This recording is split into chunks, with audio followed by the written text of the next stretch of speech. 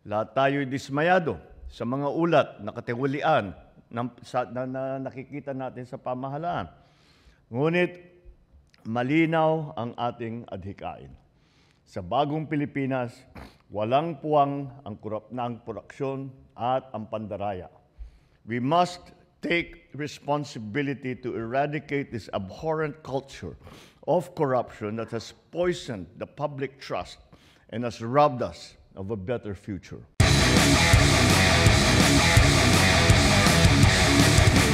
The League of Municipalities of the Philippines National President Faustino D., the newly elected and appointed officials of LCP and LMP, my fellow workers in government, ladies and gentlemen, isang magandang araw sa inyong lahat.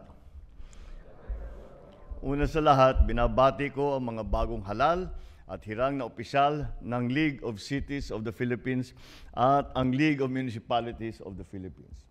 Bilang mga pinuno ng lokal na pamahalaan sa ating bansa, kayo ang unang nilalapitan ng taong bayan. At dahil kayo ang unang nakakaalam ng mga hamon sa inyong lungsod o munisipalidad, kayo rin ang unang nakakahanap ng solusyon at nakakapagbigay ng serbisyo sa inyong nasasakupan. And this is why local governance is where true leadership lies. May it be in the barangay halls, the city offices, municipal grounds, public service is very much felt in these spaces. I know this because I have been in your shoes. Naranasan ko kung gaano kabigat ang responsibilidad ng paglilingkod sa tao. Sa kabilang banda, wala ring kapalit ang makita ang magandang pagbabago sa buhay ng ating mga kababayan nang dahil sa tapat nating paglilingkod. So today, as you take your oaths, remember what our people expect from us as their leaders. Nasusukat ang mabuting pamamahala sa mga pagbabagong nararamdaman ng ating mga kababayan sa kanilang araw-araw na buhay.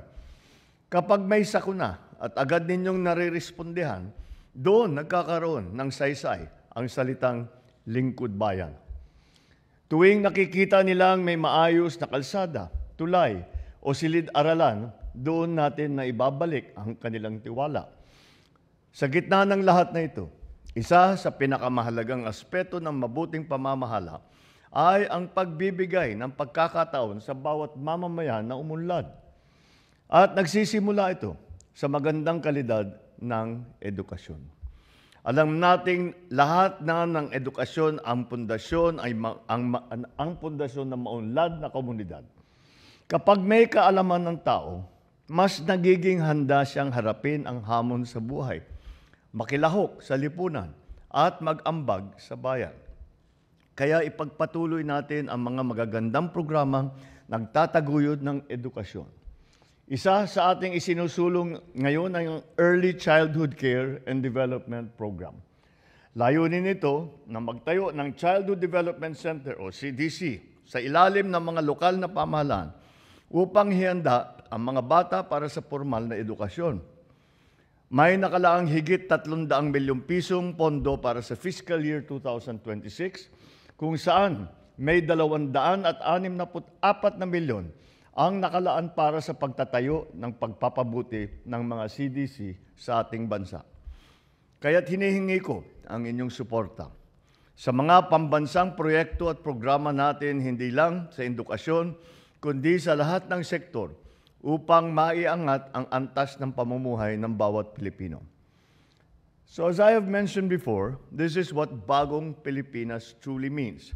It is how we transform our thinking, how we do our work, and how we work together. It is about transforming our economy, our communities, and one decision and one act of service at a time. Mga kasama kong mga lingkod bayan, alam kong hindi madali ang trabaho sa lokal na pamahalaan. Marami ring hamon ang kinakaharap ng ating bansa. Lahat tayo'y dismayado sa mga ulat na katiwalian na nakikita natin sa pamahalaan. Ngunit malinaw ang ating adhikain. Sa bagong Pilipinas, walang puwang ang korupsyon at ang pandaraya.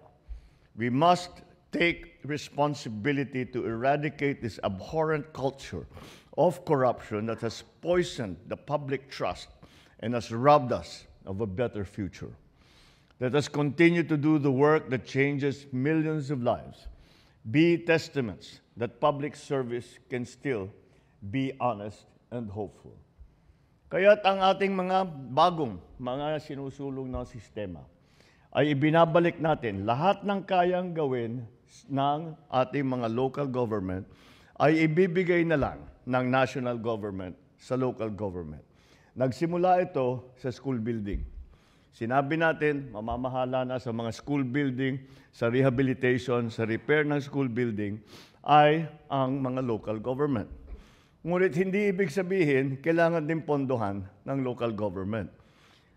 Kailangan popondohan pa rin ng national government.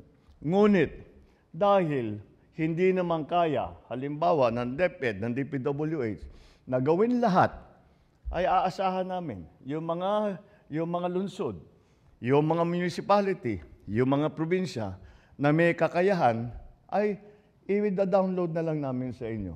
Kayo na ang bahala. At dahil sa gano'n, hanggat kaya ninyo, para makarami tayo. Dahil inaasahan lang natin DepEd, DPWH.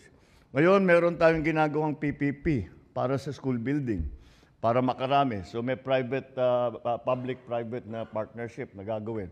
Naiisip ko, sinabi na nga, hindi ba yan na nga yung bagong polisiya, na ang repair and rehabilitation ng mga damaged na school building ay sa local government na. Kaya sabi ko, sige, basta tignan natin, basta't kaya nila. Malakas ang loko kasi pag local government. Dahil, ibang klase yung pag local government. Pagka gumawa kayo ng kalokohan, nakikita ka agad sa susunod na halalan. Yung mayor namin, masyadong maraming kalokohan masyadong madursto nakatanggap siya ng gantong milyon na piso. Wala namang itinayo, hindi naman magandang pagkagawa. Yun ang ating, sabi ko, hindi nila pwedeng pagtaguan yan. Kaya't malakas ka loob ko na kahit papano na mga local government executives ay gagawin nila yung tama. Bukod pa dito, nung akala ko na merong rule o batas na nagsasabi na ang national government ay hindi maaring gumastos sa provincial, city, at municipal at barangay road. Hindi ba ganun ang natin Ang congressman na babahala sa national road, ang city na babahala doon sa kalsada ng city, etc., hanggang barangay level. Pinag-aralan namin ng mabuti. Walang rule na ganito. Pwedeng gumastos ang national government sa lahat ng klaseng kalsada, kahit barangay road. Kaya yung mga sinasabi, mga bypass road, mga farm-to-market road, mga yung mga tourism roads, magbagawa tayo. Kaya na yang gawin ng mga lokal. Kaya kailangan, para makarami ulit tayo, para mapabilis ang trabaho, ay isasama na namin yung mga project na pinapagawa ninyo sa national, kung kaya nang gawin sa local, ganun na lang ang gagawin natin. Dadagdagan na lang ng national yung aming gagawin.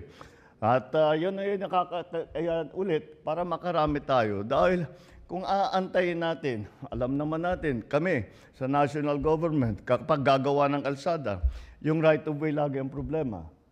Saan kami tumatakbo para paayusin yung right of way? Sa inyo. Pupunta kami sa mga mayor, pupunta kami sa inyo lahat. Kausapin nyo naman yung may-ari. Ganito, ganyan. Hanap tayo, gawan natin ng ano.